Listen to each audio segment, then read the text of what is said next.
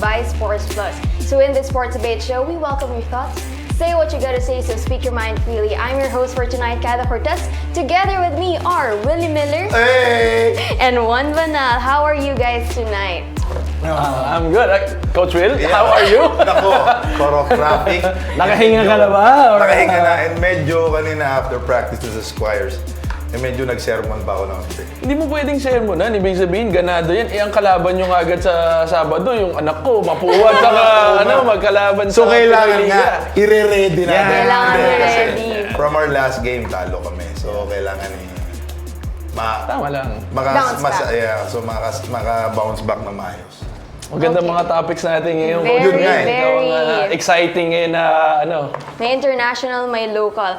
But, to mga ka-Sports Plus, are you ready to elevate your sports experience? So if you are, dive into the world of live sports like never before with Sports Plus. So whether you're a diehard fan or simply love the thrill of the game, we've got you covered. So register now at sportsplus.ph. So leading you guys with our topic or hot takes for tonight. So first, Wemby and CP3, Chris Paul, how far can they go? Second, are the Kings deadly with 3Ds? So sino nga big 3Ds? We will talk about that later. And of course, something local, PBA, too soft on Amores.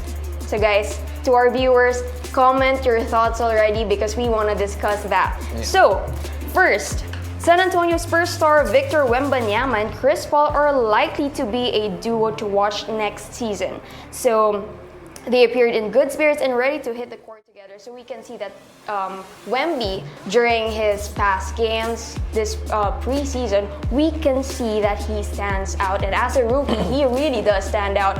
But right now, with Chris Paul's help, what's gonna happen? How far can they go? So thoughts, guys? Yeah, I can start with that.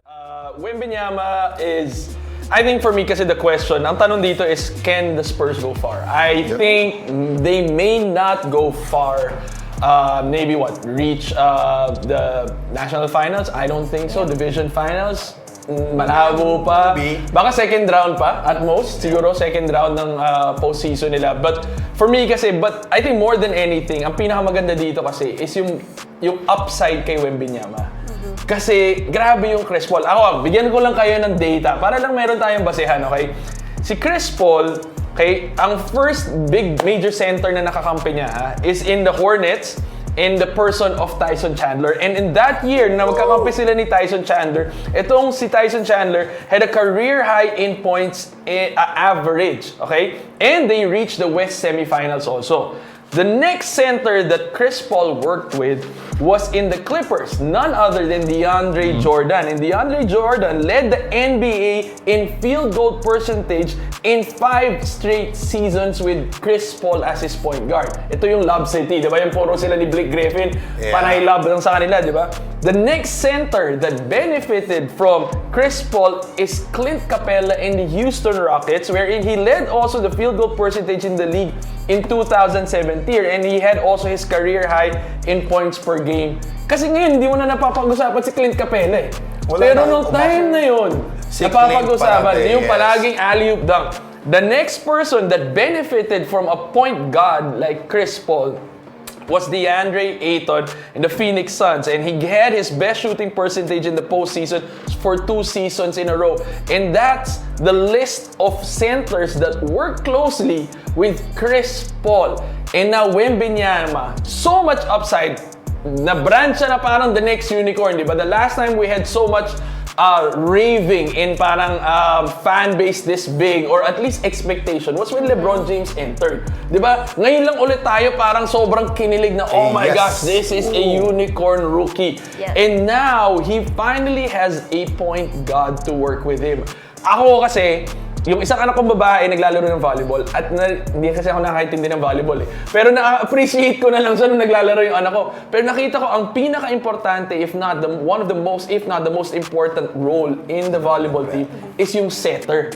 Kasi yung setter, hinahain niya yung bola, papaluin na lang nung middle blocker mo or yung open hater mo, yung opposite hater mo, papaluin na pero yung hain nung bola. Yun yung pinaka-importante. Idadalhin mo lang doon. Ganong kalaking bagay itong si Chris Paul. And everybody in their last preseason tournament everyone was waiting for that to happen against the Orlando Magic. Yung first lob pass And it did. ni Chris Paul kay Wemby, ang grabe siya. May kinain sa harap. Diba, Boom! hindi mo akalain na sa sobrang haba na ito ni Wembanyama, siguro Chris Paul is having a field day. Just throwing the ball, aabotin. Kasi dati dinadaan sa athleticism eh. Ni Blake Griffin, Blake Griffin. Pero ito, haba to. napakahaba. Feeling ko kung babato mo sa free throw, maaabot pa rin na ito eh, Yes. di ba? So, I think, if we're gonna look at the Spurs, if they're gonna go far, probably hindi. I think hindi pa enough yung power nila to get them far. But I think it's going to speed up the growth of Wembanyama. And again, with Popovich there, I think just the combination of the two guys. Chris Paul is one of the best point guards that reads pick and rolls. Diba? And you have so many options with Wembanyama. So I'm excited for Wembanyama, for Chris Paul to join the Spurs. I don't know if they're gonna go far, but the upside of Wembanyama, all of a sudden, na-expedite yung pagkagaling niya. sweet. Yeah. Kaya, Coach Will, anong tingin mo? Doon ako pupunta sa sinabi mo. Buti sinabi mo yung mga big man. No, so yun yung pinaka-importante when it comes with Wembanyama. Ngayon, with his average 20-something points per game, and ito, puro one-on-one, 3-point shots, so less dito yung love and pick and rolls. Malamang to, aabot to ng mga 30 points.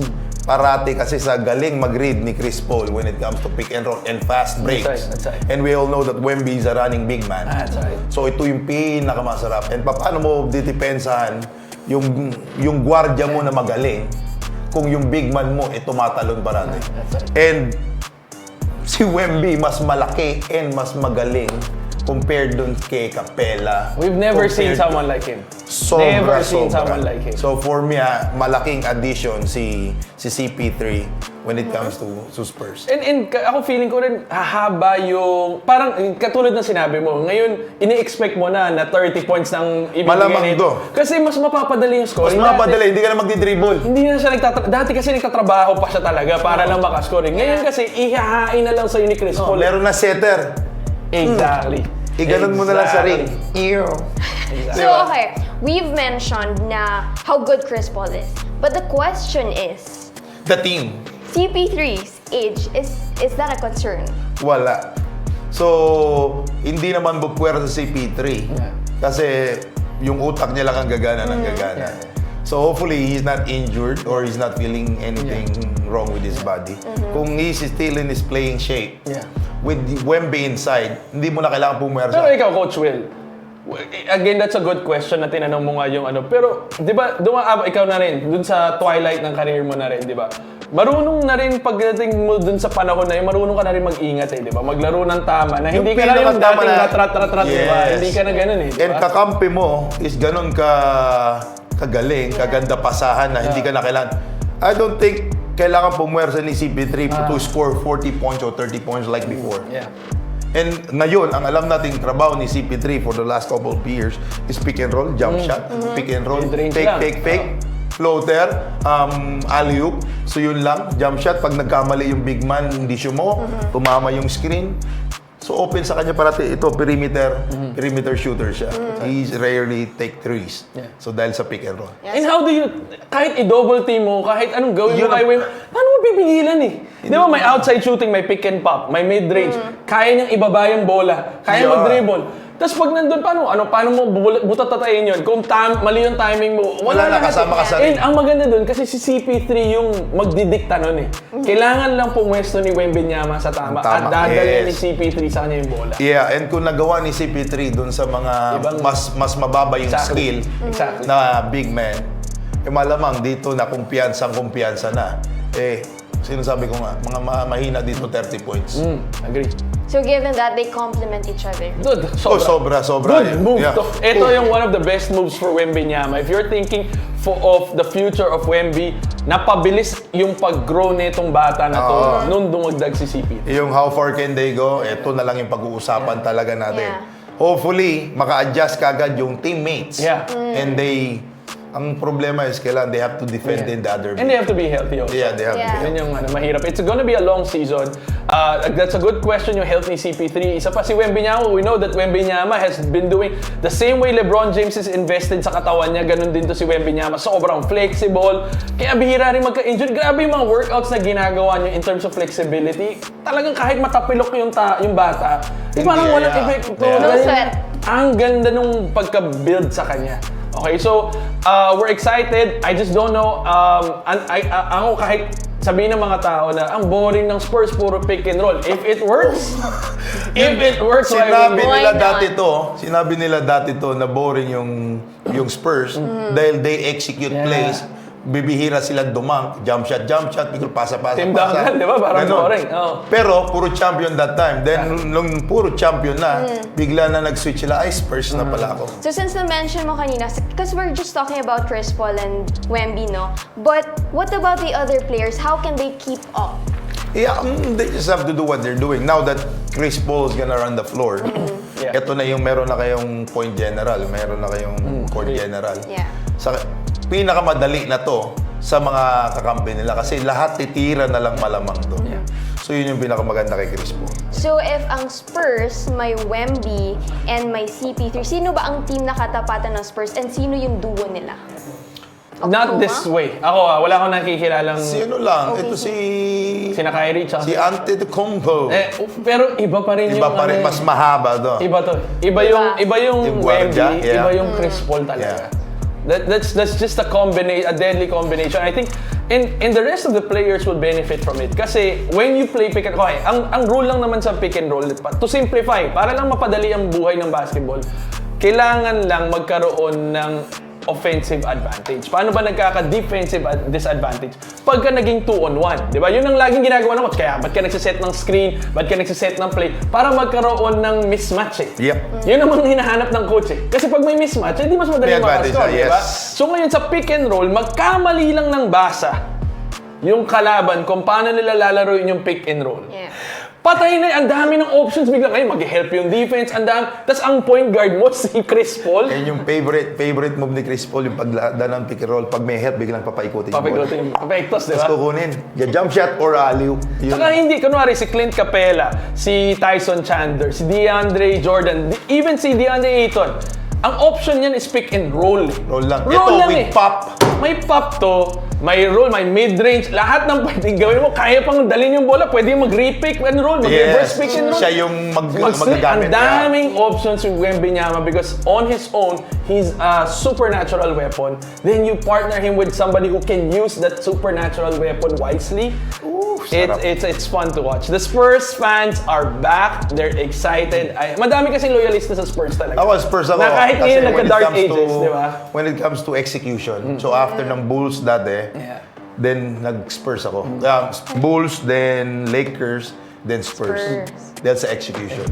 So yun yung pinakagusto ko, yung may extra passes, hindi puro isolation. That's right. Okay, Coach Willie, any last thoughts regarding this hot take? So, hopefully, they make it to the playoffs. So, yun yung Playoffs, pinakagusto yun naman, kasi. yun ang una. Si Popovich, when it comes to playoffs, ngayon na meron siyang point guard na maayos. Magandang games to.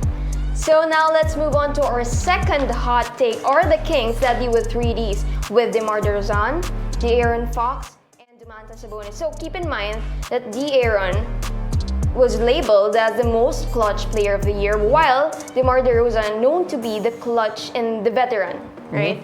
So what do you guys think? Coach Will, if I may, maglalatag lang rin ako ng a couple of things na para may konteksto lang yung pinag-uusapan natin. Bakit pinag-uusapan, maliban sa ang isang matalik mong kaibigan na Coach Jimmy Alapag ay part ng Oy, coaching oo nga staff pala, Yes. Jimmy Boy, ng Sacramento Kings. Dating duo yan, Jimmy Lapag and Willie Miller po. Matinding partnership din yan. Pero not that he's also there in Sacramento. We know for a fact na finally, itong Sacramento Kings broke the 16-year drought, di ba? Na they reached the playoffs. Malaking bagay yan. And then, Mike Brown also won the Coach of the Year in 2022-2023. And then, yun nga yung sinabi mo, si DeAndre Fox was also recognized to be the most clutch player in the previous season. And ang interesting dito, ang nagpa-juicy kasi dito is, okay, medyo may piyesa na yung Sacramento, Yes. 'di ba? May piyesa na pero hindi pa rin sila lumagpas ng hump, 'di ba? But ang matinding balita dito kasi is itong si DeAndre Ayton, mag-end na yung contract. Tapos, inofferan siya ng 3-year extension nito ng management ng Sacramento. Tinurn down niya. 165 million yan for 3 years. Tinurn down niya. Bakit? Kasi gusto niya magpataas ng presyo. Pero, para ka umabot sa point na magpapataas ka ng presyo, kailangan may ipakita ka this coming season. So, yung nakita natin kay DeAndre Fox in the previous season, expect more from him because magpapataas siya ng presyo. So, yung blue chip player mo, mataas na ang ibibigay sa'yo. Si Sabonis also, on the other hand, is, for me, I love this guy. May pick and pop din siya. Yung sobrang taas ng IQ niya. Di ba? Nasa Pacers pa lang siya, nagustuhan ko na siya. So yung tandem pa lang nila, malaking bagay na yun. Tapos na-resign pa nila si Malik Monk. Di ba? Na galing sa bench, which, again, a strong part of their offense. Yep. Ang key nila is yung veteranong magdadala sa kanila doon. Ito na yung Yan si pumapasok DeMar na to. And I think, ito yung pinakamagandang addition din. Kasi, kaya sila nabitin last time is minsan hindi nakakapag-perform when it comes to clutch. Sino kasi lahat nakafocus na sa kanya. Tsaka medyo bata eh, di ba? Bata Parang pa. isipin mo, medyo bata yung team eh, di ba? Pero sobrang galing nito, sobrang tuhuli nito. So kasi DeMar DeRozan, ang sinabi, tinanong siya ni Chris Paul dun sa podcast nila eh, parang ang dami mong pwedeng puntahan, di ba? Pwede siya mag-Clippers, pwede siya mag-Lakers, I think pwede siya mag-Philly. Pero hindi niya tinuloy. Galing siya sa Chicago, di ba? And shout out to Chuck Araneta kasi alam ko Chicago fan yun at masama loob niya, di ba? Pero hindi pa nagkaka-break yung Chicago. But he left those and he could have gone to LA LeBron. Diretso. Diba? Nandun din sa Clippers. Philly, bound na rin to win niya. Diba? But bakit niya pinili yung Sacramento? Ang sinabi niya, look, it boils down to I want to win now. I want to win with the team and I want to win now. He's looking for that. And so, you know kung ano rin yung dinadala niya sa lamesa. Yes, yun nga. Mayroon Kaya siyang sinabi ibang niya. motivation siya. And diba?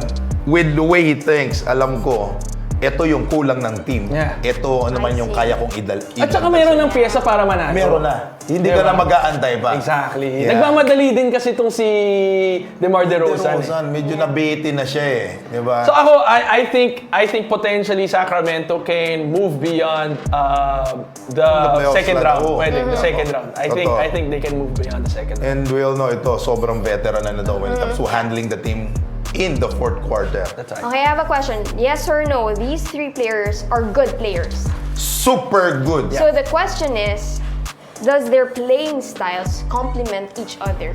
Yes. So, si Fox is ito, you can say Yeah. that he's a fast break guy. Yeah. Pero, hindi lang siyang all that. Yeah. Hindi lang fast break to.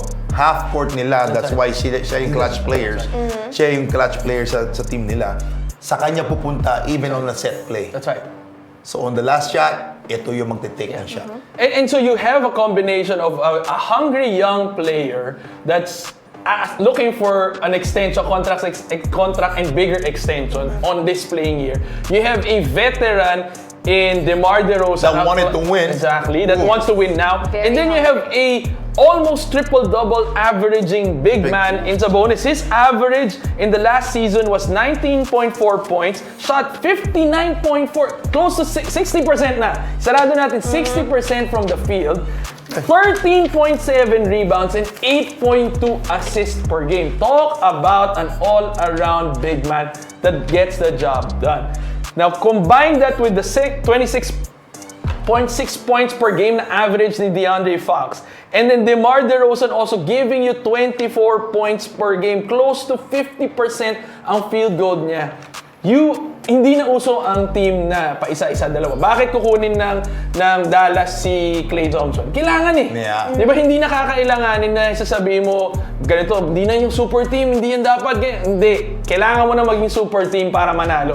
And right now, they have it. They have what it takes to win.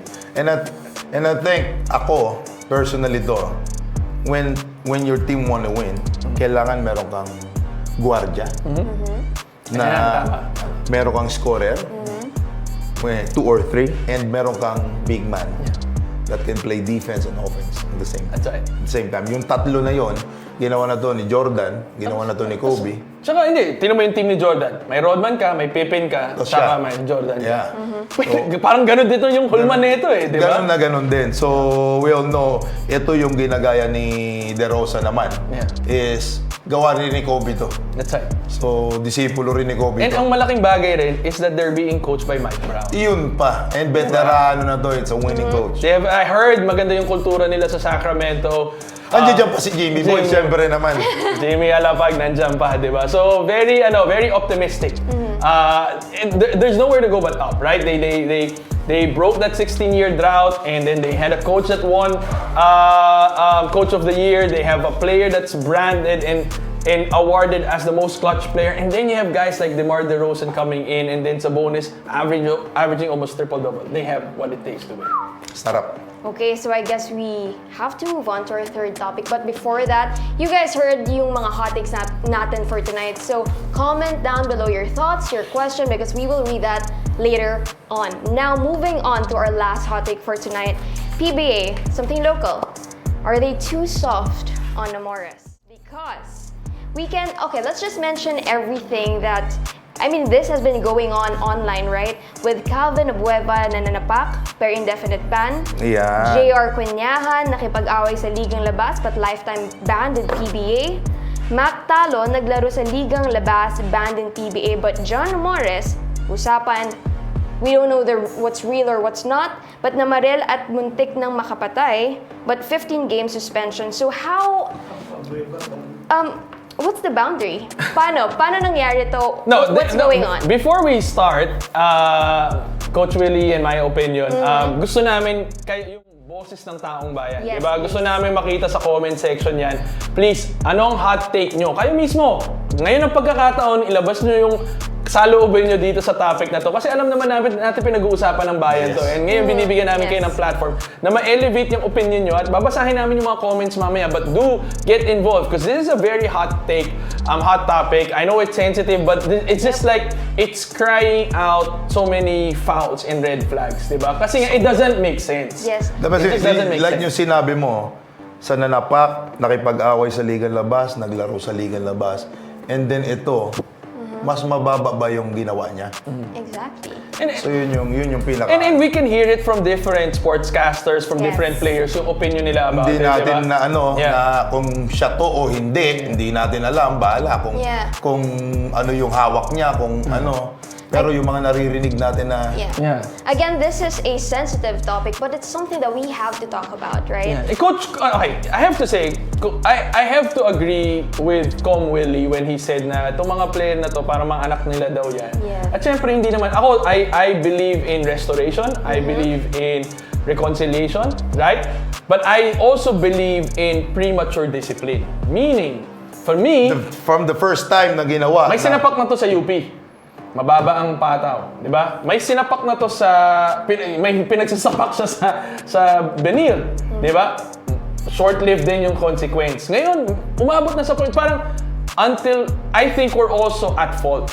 Kasi, we understand that John needs help. Obviously, may anger management issues. He was, again, there were stories na, he was trying to protect his brother, na babalikan kasi pag umalis siya dun sa probinsya nila, di ba, naglarong labas sila, napaaway. Tapos, medyo mainit yung kaaway nila sa kanila kasi ang reason nga is Protection. and syempre na rin nila pinoprotektahan kasi babalikan yung kapatid niya pag wala na siya, di ba? So he kind of sent a message, right? But ultimately, what if tumama? What if tumama? Wala nang atrasan yun eh. Buti na lang, by God's grace, hindi tinamaan. Yun yung iniiyak ng nanay sa interview. No? So, munti ka na raw. Yeah. So, ako, it's I think we're also at fault as a community na As a basketball if we really community, care for sobra him, to. you have to, di ba hindi man, kailangan man masakit eh. Ginawa Diba, na nga kay Jim Weldor yun. Di ba, napatunayan na may ginawang kalokohan. So, pinapahinga mo na. Yeah. So, tinulungan mo na. Ano yung pwede natin gawin para matulungan itong bata na to na sobrang init ng ulo? Yeah. Or, kung hindi man sobrang init yung ulo, pag nagkaroon ng situation na biglang pumipitik. Yeah. So, paano niya makokontrol? So, ito yung kailangan natin maitulong sa bata. Kasi nga, I would have to believe na yung mga minention nga ni Kyla kanina, yun yung kini-question ng taong bayan, di ba? Si Calvin, alam na natin si Calvin, madami nang naging incident yan, di ba? And parang the straw that broke the camel's back, o kumbaga yung huling, yung ginawa niya, di ba, nung nasa Phoenix siya, yun talaga, okay, may lifetime ban siya. Or matagal-tagal yung suspension sa indefinite suspension siya. Jair Kinyahan, yung mga larong labas na yan, ako gray area kasi sa akin yung mga larong labas na yan. Kasi given na alam naman natin yung Bawal katotohanan. Bawal, pero alam rin naman natin na may mga nakakalasot. Pero hindi naman ganyan kalaki yung pataw. Pero for me, shooting someone, that's not just basketball related eh. 'Di ba? Medyo iba yung question dyan pagdating sa safety ng community and until when are we... Kasi yan na nga yung kinakatakutan mo, 'di ba? Ang sinasabi lang, ano ba, hintayin ba natin makapatay pa ng tao? Muntik na. 'Di ba? So ako, I think more than anything, we just want to understand how to justify the consequence. Ano bang basihan? Kasi 'di ba sa lahat naman, ano ang metric natin, 'di ba? Anong kasukatan? Parang pagka ito pa ginawa, ito ang pataw. Pag ito ginawa, kasi ngayon parang medyo baka mamaya 15 lang to. 15 games lang to. Yun na nga yung nangyari. So anong... Wag naman sana. Di ba ano yung basis natin? Baka gayahin eh. Yeah. 15 games lang to. Wala pang isang season to. That's right. So, Pag-abot ka ng so exactly, that's also my question. So next time ba if may nanapak, suspension, lifetime ban? Sino ba? Because what Sorry, is that indefinite here, pala. diba? Pag nanapak, indefinite. So yun yung ano. Bakit ba ganito? Bakit ba ganito yung kay Amores? Bakit 15 games lang? Ito Yun na yung ba talaga? Yun yung tanong eh. I think yun yung gusto malaman ng madaming tao Yeah. na parang, ano ba to? Parang, alam ko madaming nag-uusap at nagdedesisyon dyan. Yeah. Diba? Nire-respeto natin. Pero ang tanong kasi is, parang anong basihan? Parang kailan nagiging lifetime suspension? Kailan nagiging lifetime ban? Kailan nagiging indefinite? Kailan ba 15 games lang or one Yes. conference? Kailan ba nagiging ganon? Ano yung gravity? Di ba, kunwari sa eskwelahan. Di ba sa eskwelahan na lang? Di ba? Pag nandaya ka, ito ang third degree yan, offense, or first degree offense, second degree offense. Di ba? Pagka may minura ka, may first degree. May ganun kasi category. At saka ang tanong dapat natin, alam to. ang hindi nagko-connect kasi is parang mas matindi pa yung namaril kesa dun sa naglarong labas. Pero yung pag-degree ng offense, Mas malakas. parang iba eh. Di ba? Iba yung Yeah. yun. Ang pinaka is, dahil bata? Dahil rookie? Hindi, rookie rin si Mac eh. Si Mac Talio, naglaro sa Liga Labas. Bawal to, sige. Pero, hindi mo pa pagbibigyan. Yeah. Compared. Ito na, magkakaroon tayong comparing nito. Dahil sa ganito. Yeah. Di ba? Baka may ninong to. Di ba? Baka may ninong to, umiyak to, nung nakaraan nag-sorry. And ako Baka nga, nag-sorry ako naman nga to. hindi makakatulong rin kay John. I mean, for all, Hindi makakatulong sa bata eh. Di ba? Hindi makakatulong sa I mean, bata. ako obviously mawawalan ng trabaho. Malaking bagay, may pamilya si John and ayaw naman natin mangyari yun. Di ba? Tulungan naman natin ang tama. We have to help him the other way. But again, we don't know.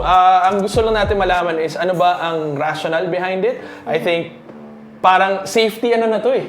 Di ba? Kung ikaw ba manlalaro ka sa PBA, at may potential itong bata na to na mag-rampage at sumugod at manapak ng kahit sinong gusto niyang sapakin, pero bibigyan mo pa rin ng lisensya, i-draft mo pa sa PBA. Meron na nga, nakakabili na ng baril eh. Diba? So parang ang daming questions eh.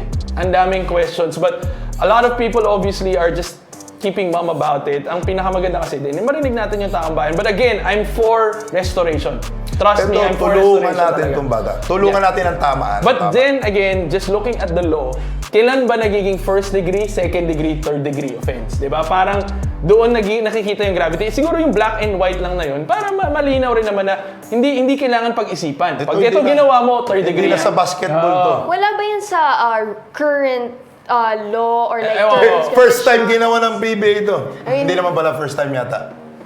Nang Pero, gento ka grabe. Ay, grabe.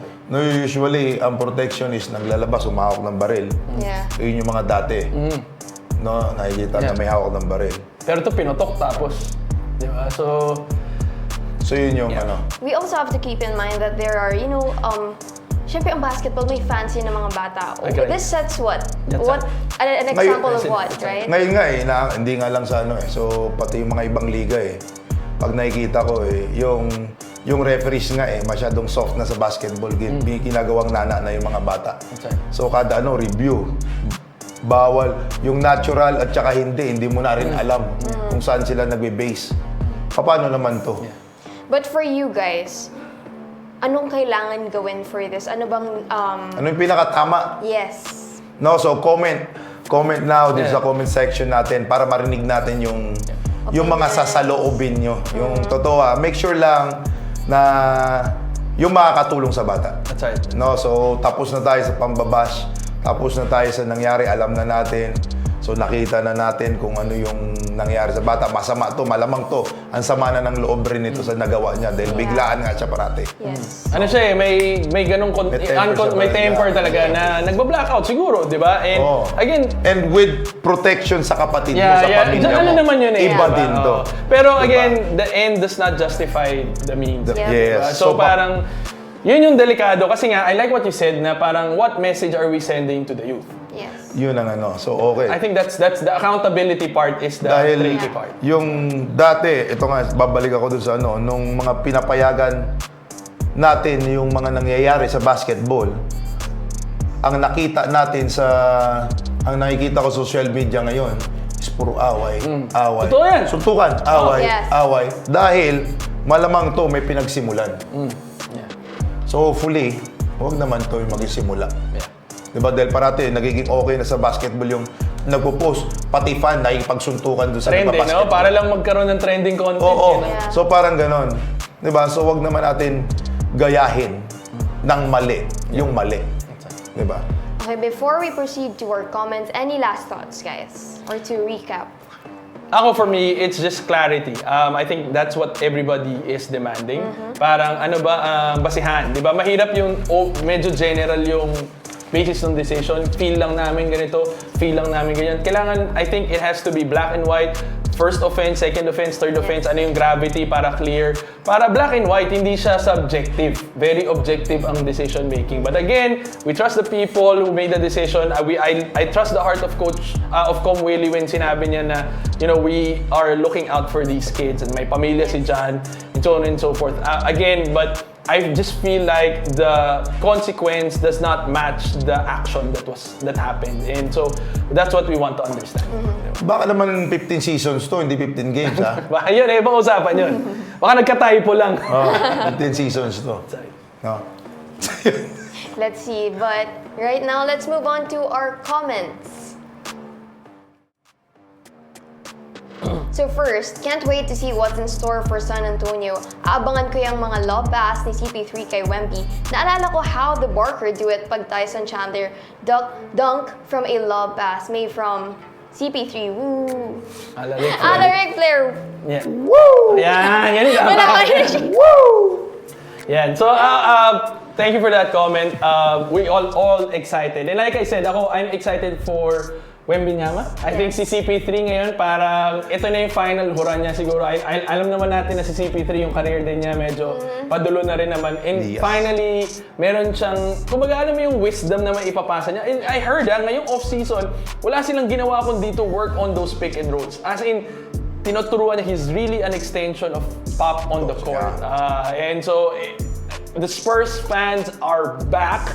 They're excited. Last year, they were back already with the draft of Wembenyama. He did what he could have done. He could have won Best Defense Player of the Year. Didn't win it. But everybody's eyes, they're very excited. And with the addition of CP3, I think the Spurs will go far, but not too far. That's my take on this one. Okay, our second comment.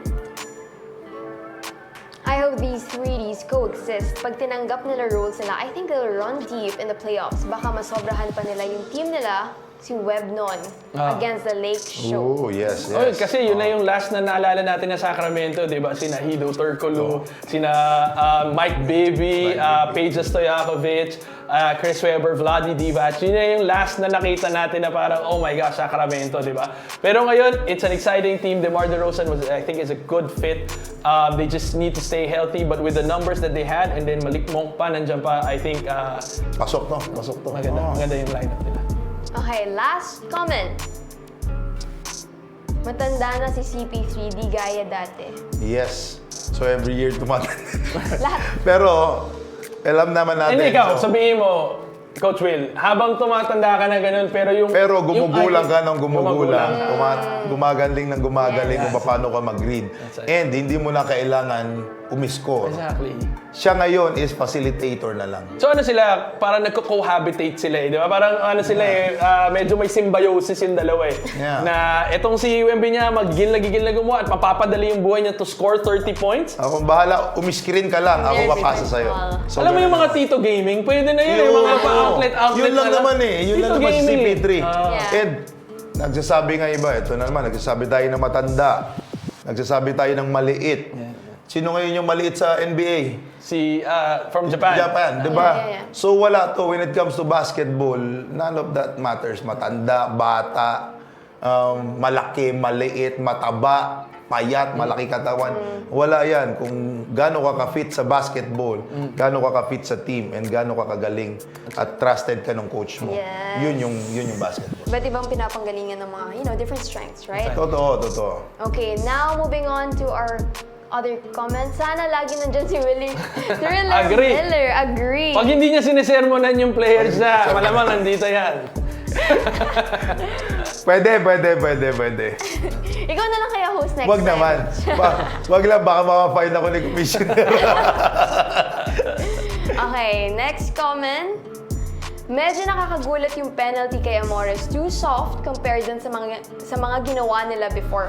Pero wala pang linaw kung ano talagang nangyari. Baka wait and see muna PBA sa hatol ng korte. So wag munang bakbakan ang PBA. Yeah, tama.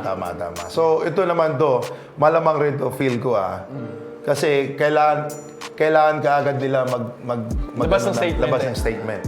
Yes. And then, ngayon, may umangal. Pati ako aangal kasi hindi makakatulong sa bata. Diba? Ako naman, taga-angal naman ako parate para sa PBA, gumanda, para yung mga players mapaganda rin. Yeah. So, And again, tama rin siguro yung point ni Power Mac kasi nga merong court, syempre may criminal charges na pwedeng ihatol. So, yung After niyan, findings nun kasi rin. And I understand now that why the PBA had to say something. Hintayin mo natin. para meron na. Yes. Ito, sige, ito na. Ito One na to. conference muna, di ba? Oo. Kasi dinidelay nila, baka yung talagang hatol. Kasi Wala baka pa. yung criminal charges is enough to already change the life. Yes. Baka But- after nitong charges na to, or habang ongoing yung charges, another 15 games ulit. Yeah. But we Yeah. have to pray for John. This, Yes. what happened, it takes a lot of hatred or anger or what drove yung katulad ni John na mamaril, di ba? Para umabot ka sa point na mamamaril ka, iba yung internal struggle mo and I think we're for restoration. Alam natin na yung mga taong dumadaan sa ganyan may pinagdadaanan Yes. malalim and ang gusto natin is talagang magabayan ng mabuti. Magabayan, tama. Kasi Magabayan ng mabuti. napanood ko sa PBA. Di ba? And I can see that he's controlling himself. He's trying. Pero, yung potential ng bata, Yeah. ando doon. Yeah. Yes. Di ba nando doon? So, malaking maitutulong nito sa laro ng basketball. Just make sure nga lang, yun nga, from una siguro, may fault din tayo kasi hindi pa siya nagbabago. Hindi pa niya naaayos yung sarili niya. Pinayagan kagad natin. Yeah. So, meron pang onting fire sa loob. Yeah. Akala natin hindi na masusunog ulit. That's right.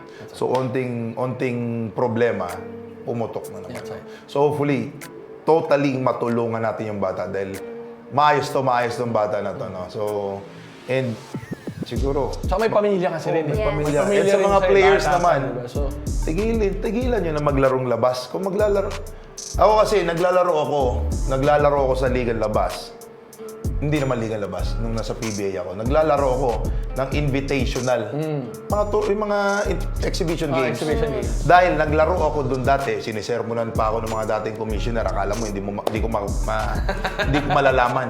Sinasabi ko sa kanila, dati ako naglalaro dito.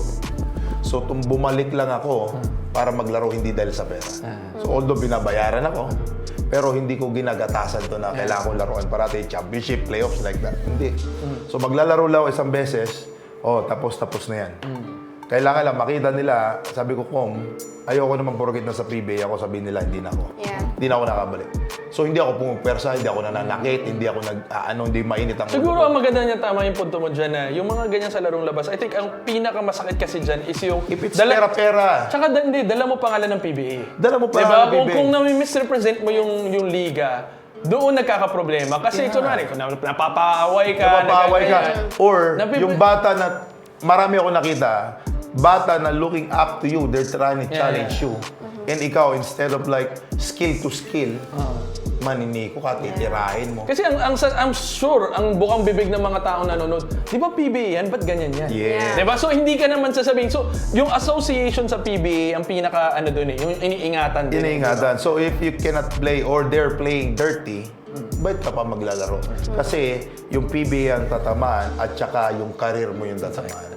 So, hopefully, yung mga nag invite is they can recognize that. Pag tinatamaan na or makakasakit na sa PBA. Sinasabi ko rin to, pag may nakikita ko na player, hoy, hindi ka maglalaro. Magdamit ka lang, magpa-picture ka lang. Mapapagalitan. Retired na ako, hindi na ako naglalaro. Mapapagalitan ako ng PBA pag nalaman ako kasama mo. So hindi, magpaalam ka, gento, sigurado na pinayagan ka.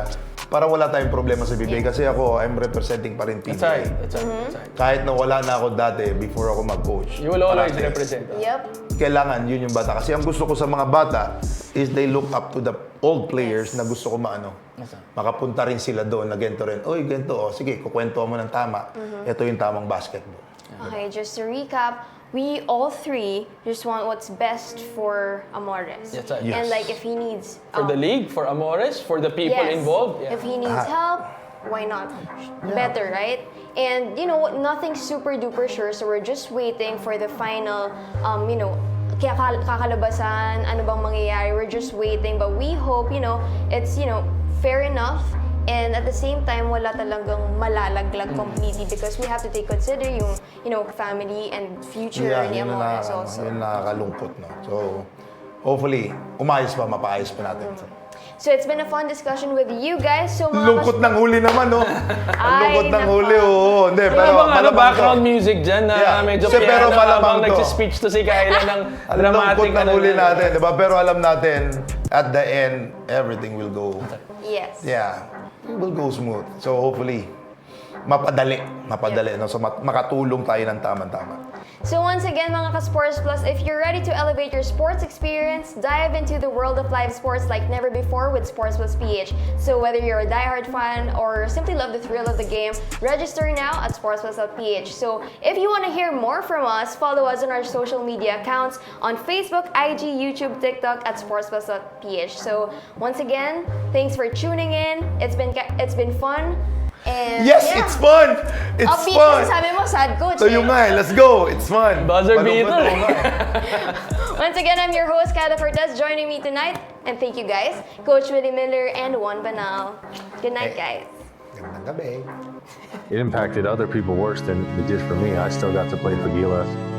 Like even my brother, for example, like he was at home for like 3 years. He couldn't play because 2 or 3 years because of the pandemic. Like the UAAP didn't start.